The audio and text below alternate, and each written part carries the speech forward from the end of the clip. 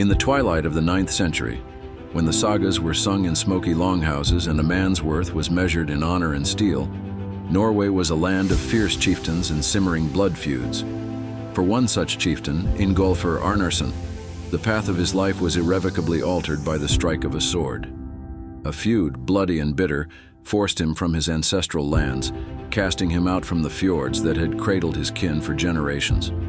He was an exile, but Ingólfr was not a man to be broken by fate. He was a man who forged his own. Alongside his blood brother, Ingólfr Arnarson, he set his eyes on a rumor, a whisper carried on the salt-laced winds, a land of ice and fire, newly discovered in the vast, unforgiving expanse of the North Atlantic. They commissioned 2 longships, packed their lives, their families, and their followers into the bellies of these sea drakes, and pushed off from the shores of Norway, leaving behind a world of old grievances for the promise of a new beginning. The journey was a brutal testament to their resolve. They battled monstrous waves that clawed at their ships, endured the biting winds that seemed to seep into their very bones, and stared into the endless gray horizon, a void that tested the spirit of even the hardiest Norsemen. As they finally sighted the immense volcanic coastline of their destination, a land of black sands and towering glaciers, Ingólfr performed an act of profound faith. He stood at the prow of his ship, raised his unwavering, the sacred high-seat pillars carved with the likeness of the gods, and cast them into the churning sea.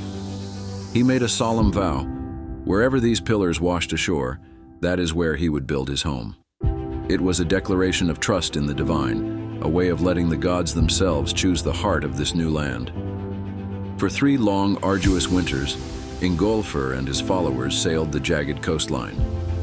They were years of hardship and relentless searching, a test of patience and perseverance.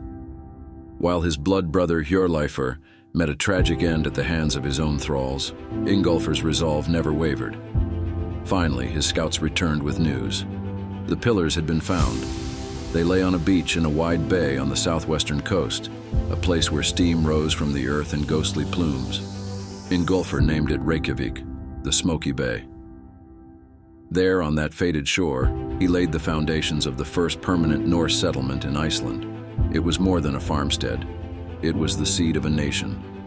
From this single act of faith and determination, a unique society would grow, one that would eventually create the Althing, one of the world's oldest parliaments, and a literary tradition that would preserve the epic stories of the Viking Age for all time.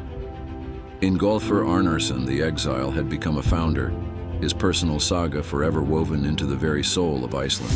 Subscribe